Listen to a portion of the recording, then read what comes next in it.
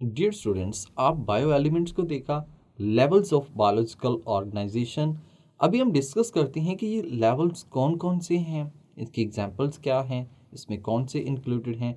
आपकी बुक पे एक टेबल बना हुआ है बहुत बड़ा सा, जो एक पूरे पेज पे ही आता है। उसमें देखते हैं सबसे बेसिक लेवल हमारे पास जो है वो सब एटॉमिक पार्टिकल्स हैं।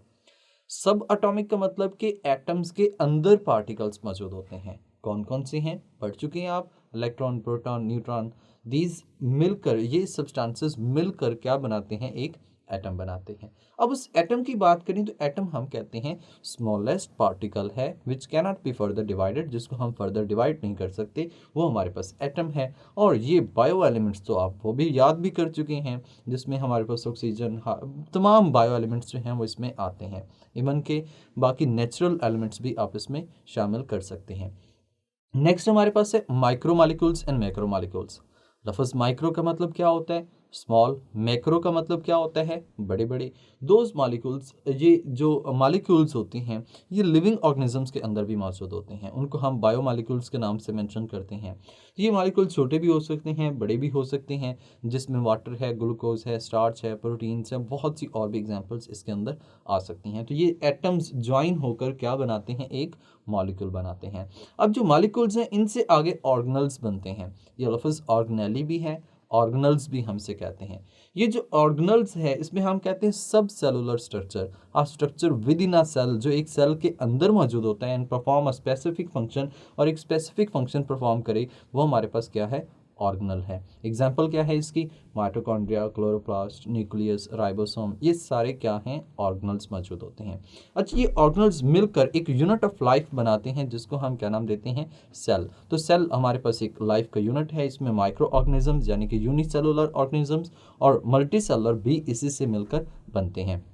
यहाँ पे हम देखते हैं कि हमारे पास एक न्यूरॉन सेल है, माइक्रो ऑर्गेनिज्म है, बैक्टीरिया एक सेल है। इस तरह के ये छोटे छोटे सेल्स हमारे पास मौजूद होते हैं। जब ये सेल्स ज्वाइन होते हैं तो हमारे पास क्या बनता है, एक टिश्यू बन जाता है। अ ग्रुप ऑफ सिमिलर और different cells combine to perform a specific function, उसको हमने क्या नाम दिया, एक टिश्यू का नाम दिया। अब ये जो टिश्यू है मल्टीपल हैं, जैसे नर्वस टिश्यू है, मसल टिश्यू है, कनेक्टिव टिश्यू है, बहुत सी और भी टाइप्स हमारे पास मौजूद होती हैं।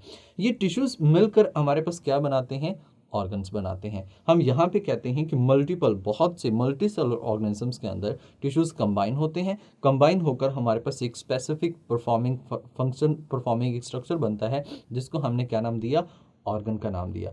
जैसे कि हमारा एक ब्रेन है, हमारा हार्ट है, हमारी किडनी है, लिवर है, ये एक ऑर्गन्स हैं। तो ये ऑर्गन्स मिलकर एक ऑर्गन सिस्टम बनाते हैं। मिसाल के तौर पर हमारी बॉडी में डिफरेंट सिस्टम्स मौजूद हैं, उनमें एक हम बात कर लेते हैं जिसको हम सर्कुलेटरी सिस्टम की बात करते हैं। उसमें हार्ट एक ऑर्गन है, उस तरह से बाकी हमारे पास ऑर्गन्स मौजूद हैं। इसी तरह से हमारे पास जो है यूरिनरी सिस्टम की बात कर लेते हैं, तो उसमें किडनी एक ऑर्गन है। इस तरह से हमारे पास यूरिनरी ब्लैडर है और बाकी भी ऑर्गन्स मौजूद हैं।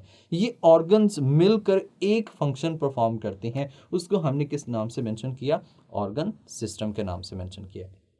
ऑर्गन सिस्टम जो है कंबाइन होते हैं, एक दूसरे के साथ कोऑर्डिनेट होते हैं और एक यूनिट के तौर पे काम करते हैं। उसको हम एक मल्टी सेलुलर ऑर्गेनिज्म के नाम से जानते हैं। जैसे कि आप खुद हैं मल्टी सेलुलर ऑर्गेनिज्म, जिसमें बहुत से सेल्स होते हैं वो शामिल होते हैं। तो मल्टी सेलुलर ऑर्गेनिज्म हम कहते हैं कि एन इंडिविजुअल, एक इंडिविजुअल है, लिविंग ऑर्गेनिज्म है, जो कि composed of many cells many organs, organ system से जो है वो मिलकर बना हुआ होता है।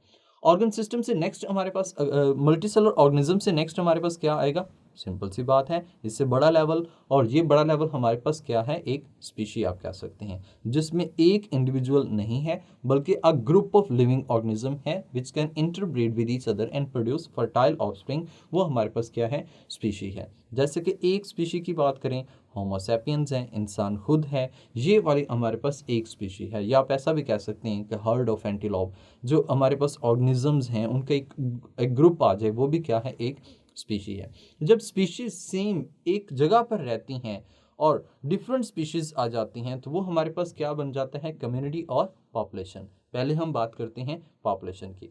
पॉपुलेशन में हम कहते हैं a group of living organisms belonging to one species, एक स्पीशीज से बिलोंग करता हो और एक वक्त में सेम हैबिटेट पे रहता हो, उसको हमने क्या नाम दिया, पॉपुलेशन का नाम दिया। पॉपुलेशन की एग्जांपल हम ले सकते हैं डिफरेंट, जैसे कि a number of biology student in a class, एक क्लास में बायोलॉजी के स्टूडेंट जो हैं वो शामिल हैं। तो ये इस तरह से आप बहुत सी और भी एग्जांपल्स ले सकते हैं। यहाँ पे हमने पॉपुलेशन की बात की है कि जिसमें एक स्पीशी हो। पॉपुलेशन से नेक्स्ट हमारे पास लेवल जो आता है उसको हमने कम्युनिटी का नाम दिया है।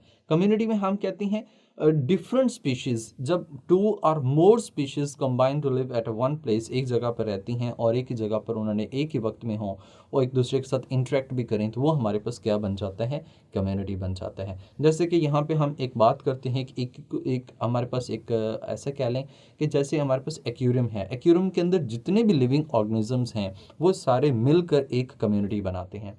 अब कम्युनिटी से नेक्स्ट हमारे पास क्या बन जाता है, इकोसिस्टम।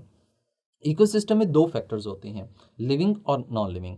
एक तो हमने बात की कम्युनिटी, कम्युनिटी के साथ जैसे ही नॉन लिविंग फैक्टर्स को हम ऐड करते हैं तो हमारे पास क्या बन जाता है, इकोसिस्टम बन जाता है। तो इकोसिस्टम में लिविंग नॉन लिविंग दोनों शामिल होते हैं और इसके एग्जांपल आप पूरे एक एक्वेरियम के ले सकते हैं, एक पॉन्ड के ले सकते हैं, जिसमें नॉन लिविंग और लिविंग दोनों को हम शामिल कर रहे हैं। ये हमारे पास क्या है, इकोसिस्टम है।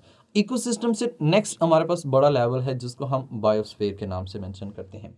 अब बायोस्फीयर, बायोस्फीयर में दुनिया में जितनी भी लाइफ एग्जिस्ट करती है ओवरऑल, उस तमाम को हम क्या नाम दे रहे हैं, बायोस्फीयर। जैसे कि हम बात करेंगे हमारे पास अर्थ है, अर्थ के अराउंड एक बारीक लेयर है, इस बारीक लेयर में जितने भी लिविंग ऑर्गेनिज्म रहते हैं उस तमाम को कंप्लीटली हम क्या नाम देते हैं, बायोस्फीयर के नाम से जानते हैं। तो ये हमारे पास डिफरेंट लेवल्स थे, लेवल्स ऑफ बायोलॉजिकल ऑर्गेनाइजेशन हम इन्हें कहते हैं। नेक्स्ट हम हर लेवल को डिटेल में डिस्कस करते हैं। जैसे कि नेक्स्ट हम डिस्कस करने लगे हैं कि मॉलिक्यूल्स क्या होते हैं।